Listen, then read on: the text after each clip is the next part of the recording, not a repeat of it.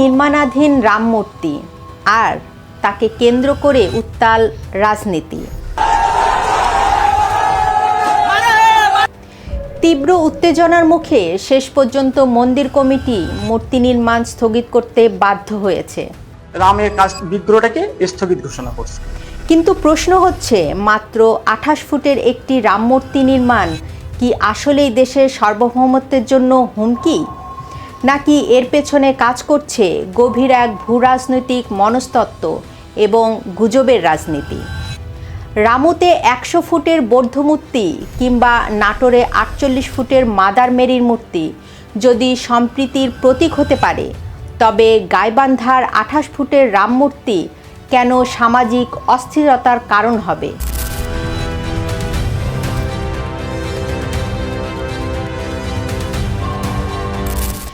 ঘটনার সূত্রপাত গাইবান্ধার পলাশবাড়ী উপজেলার মধ্য রামচন্দ্রপুর শ্রী শ্রী রাধা গোবিন্দ ও কালী মন্দির চত্বরে। মন্দির কর্তৃপক্ষ সেখানে একটি রাম মূর্তি নির্মাণের কাজ শুরু করে। দাবি করা হয় এটি হবে এশিয়ার অন্যতম বৃহৎ রাম মূর্তি। আর এই বৃহৎ শব্দটি যেন মৌলবাদী গোষ্ঠীর কান খাড়া করে দেয়।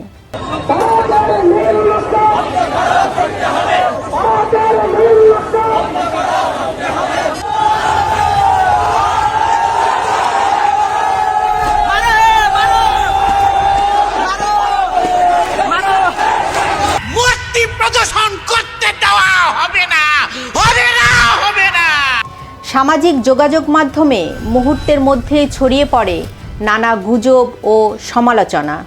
ইমাম ওলামা পরিষদ মাঠে নামে। প্রকাশ্যে এত বড় মূর্তি নির্মাণ করেছে, এত বড় মূর্তি ভারত উপমহাদেশের কোথাও নেই। জেলা প্রশাসকের মাধ্যমে প্রধানমন্ত্রীর কাছে 8 দফা দাবি জানিয়ে স্মারকলিপি দেওয়া হয়। তাদের দাবি, এই মূর্তির পেছনে উগ্রবাদী এজেন্ডা রয়েছে এবং এটি ভবিষ্যতে সাম্প্রদায়িক উত্তেজনা ছড়াবে। ইমাম ওলামা পরিষদের জেলা সেক্রেটারি মুফতি মনসুর রহমান খান সরাসরি অভিযোগ তোলেন প্রকল্পের মূল উদ্যোক্তার অতীত কর্মকাণ্ড নিয়ে।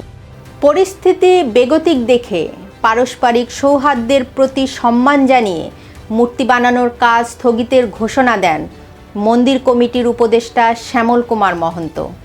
তিনি বলেন, আমরা বাঙালি, সকল ধর্মের মানুষের সঙ্গে সৌহার্দ্যপূর্ণ সম্পর্ক বজায় রাখতে বিশ্বাস করি। বর্তমানে উদ্ভূত পরিস্থিতি বিবেচনা করে সাম্প্রদায়িক সম্প্রীতি বজায় রাখার স্বার্থে নির্মাণাধীন রাম মূর্তি নির্মাণ প্রকল্পের কাজ সাময়িকভাবে বন্ধ বা স্থগিত রাখার সিদ্ধান্ত আমরা গ্রহণ করছি। কিন্তু এই পিছু হটার পরও ক্ষোভ কমেনি।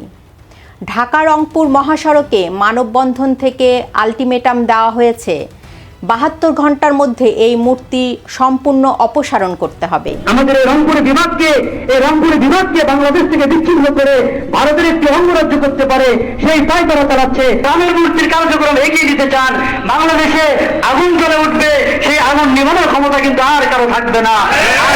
এই পুরো ঘটনার পেছনে সবচেয়ে বিপজ্জনক ভূমিকা পালন করছে সোশ্যাল মিডিয়ার গুজব। ফেসবুক ও ইউটিউবের একদল লোক প্রচার করতে শুরু করলো রংপুর বিভাগকে ভারত গ্রাস করার জন্য নাকি গাইবান্ধায় এই রাম মূর্তি বানানো হচ্ছে। একটু ঠান্ডা মাথায় ভাবুন তো, সামরিক কৌশল কি এতটাই সস্তা? কোনো দেশ যদি অন্য কোনো দেশের ভূখণ্ড দখল করতে চায়, তবে কি তারা আগে থেকেই সেখানে মূর্তি বানিয়ে জানান দেবে, নাকি দখল করার পর নিজেদের ইচ্ছে মতো স্থাপনা গড়বে? এই সাধারণ যুক্তিবোধটুকু যেন কারো নেই। আর এই পুরো সংকটের সময় সরকারের ভূমিকা কেমন ছিল? রাজনৈতিক বিশ্লেষকদের মতে সরকার এখানে এক রহস্যজনক নীরবতা পালন করছে।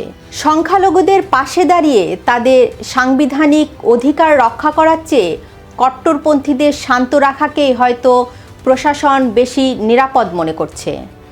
নিরাপত্তার অভাব যখন একটি মন্দির কমিটিকে তাদের ধর্মীয় স্থাপনা কাজ বন্ধ করতে বাধ্য হয়, তখন তা রাষ্ট্রের ব্যর্থতাকেই প্রকাশ করে। বাংলাদেশে কি ধর্মীয় সংখ্যালঘু হওয়াটাই একমাত্র পাপ, নাকি হিন্দু পরিচয়টাই বড় অপরাধ? কক্সবাজারের রামুতে 100 ফুট লম্বা বৌদ্ধ মূর্তি দাঁড়িয়ে আছে সগৌরবে। নাটোরের বনপাড়া চার্চে মাদার মেরির 48 ফুট লম্বা মূর্তি নিয়ে কারো কোনো আপত্তি নেই। সেখানে কোনো সামাজিক অস্থিরতা তৈরি হয় না, কোনো ওলামা পরিষদ মহাসড়কে অবরোধ করে না। কিন্তু কেন?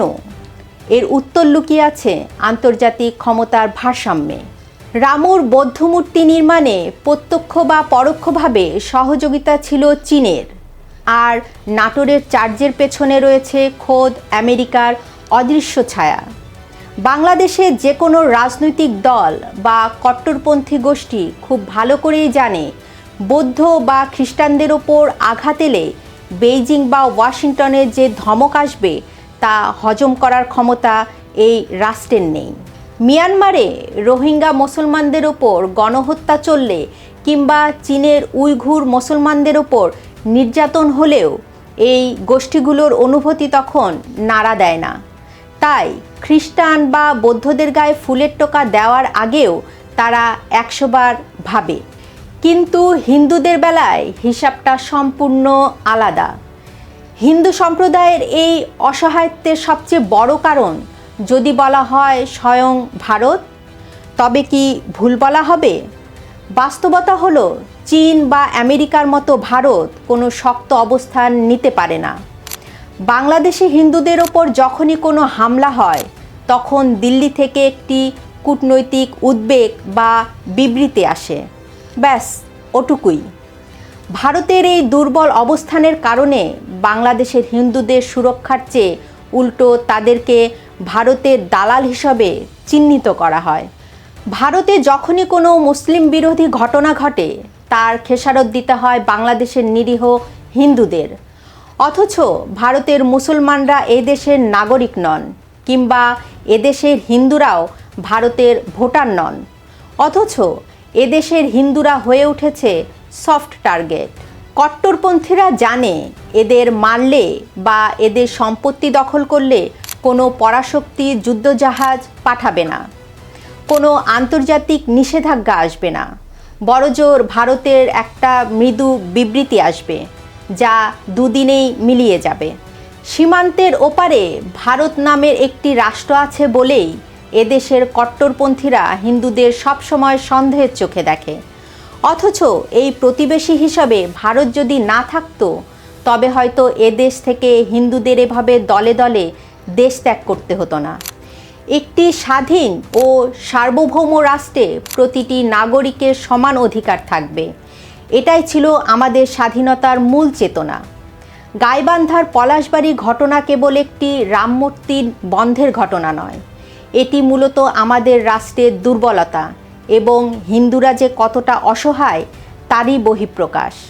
আজ যদি আমরা গুজবের উপর ভিত্তি করে একটি আইনি কাঠামোর ভেতরে ধর্মীয় স্থাপনা বন্ধ করে দিই, তবে আগামীকাল অন্য কোনো অজুহাতে আরেকটি সম্প্রদায়ের অধিকার কেড়ে নেওয়া হবে না, তার গ্যারেন্টি কে দেবে? একটি বৈচিত্র্যময় বাংলাদেশ গড়তে হলে রাষ্ট্রকে নিশ্চিত করতে হবে যেন সংখ্যাগরিষ্ঠের ক্ষমতার দাপটে সংখ্যালঘুর কণ্ঠ রুদ্ধ না হয়। গাইবান্ধার এই ঘটনা নিয়ে আপনার কি মতামত? আসলে কি এই রামমূর্তি দেশের নিরাপত্তার জন্য হুমকি ছিল? জানান আপনার মতামত। ভিডিওটি শেয়ার করুন, লাইক দিন, সম্ভব হলে চ্যানেলটি সাবস্ক্রাইব করুন। এতক্ষণ সঙ্গে থাকার জন্য ধন্যবাদ।